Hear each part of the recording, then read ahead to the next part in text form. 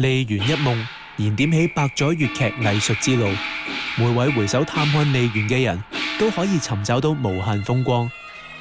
大老倌、花旦小生、文武生、戲班拍檔、師傅徒弟，每一位將細數佢哋情牽半生嘅梨園夢。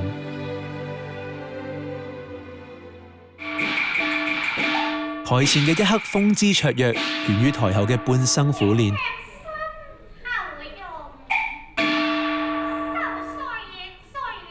上台前嘅預備功夫絕對係一絲不苟。3、4點到，咁我哋就會上到台㗎啦。咁尤其是即係年輕一輩啦，所做嘅角色，如果唔係擔正處嘅話咧，好多時都要自己去準備燙戲服啊，自己燙翻自己嘅頭髮啊，咁樣有好多嘢準備嘅時候咧，都會早少少嘅。如果正式係演出7點半嘅話咧，咁我哋可能3、4點早到咧，就會到台度燙衫啊、排戲啊咁樣樣咯。係嘅，粵劇界係比較特別啲嘅，因為咧即係如果話劇啊有晒服裝團隊幫你設計晒、幫你做晒，咁但係咧我哋粵劇就會有啲唔同啦。即係如果傳統咧，我哋戲班咧自己演員咧就會準備自己嘅戲服，咁同埋你話化妝咧，我哋一定係自己同自己化。通常咧，我哋咧就會落咗濕粉底先嘅，咁就會落咗白色啦，然之後就落紅，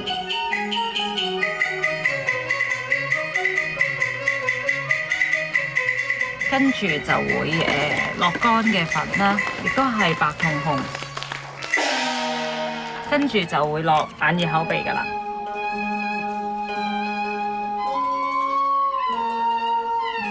而家係比較興自然嘅，以前唔係嘅。以前咧就要好分明嘅，但係而家咧無論係粵劇啦，甚至係你睇返國內嘅京劇啊、上海粵劇啊咁樣咧，都係趨向自然嘅啦。其實反而係我哋粵劇係最分明嘅。而家越嚟越其他劇種咧就開始係現代化妝咁嘅形式㗎啦。粵劇嘅表情咧係會係喺台上比較誇張嘅。咁我哋好着重係俾觀眾睇到你所有嘅表情變化，即係唔會話好似電視咁咧，係好細微、好細微都會俾你睇到。即係因為觀眾喺台下其實距離，如果你話最後一行係距離好遠㗎嘛。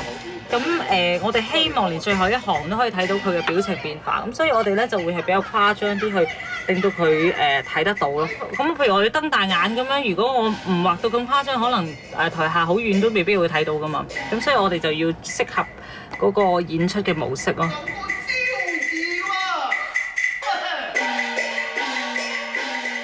大片子就即係我而家打咗先至戴到嘅咯，呢啲真頭髮嚟㗎。即係打咧，即係你學咗咁樣打咧，即係打呢啲係手勢，係啦，呢啲手勢咯，即係冇話特別技巧嘅，學咗就即係學咗就識㗎啦。哦，即係有熟能生巧嘅，咁我哋打得多自然就會㗎啦。打成咁咯。佢化完妝就黐上額頭咯，一塊塊咁黐上去咯。我哋啲片子咧，最正中間係7塊啦，兩邊有2個叫滴水嘅嘢咧，咁修飾嗰個面型嘅。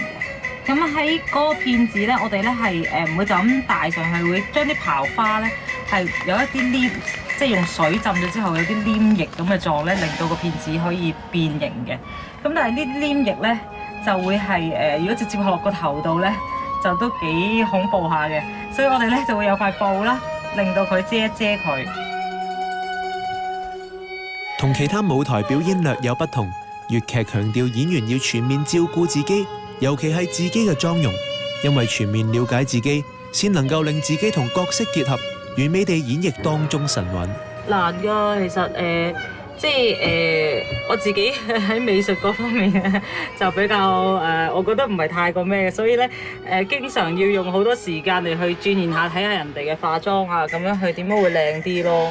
所以有啲人咧一開始化咧就已經化得好靚㗎啦，但係我咧就要化好耐嘅。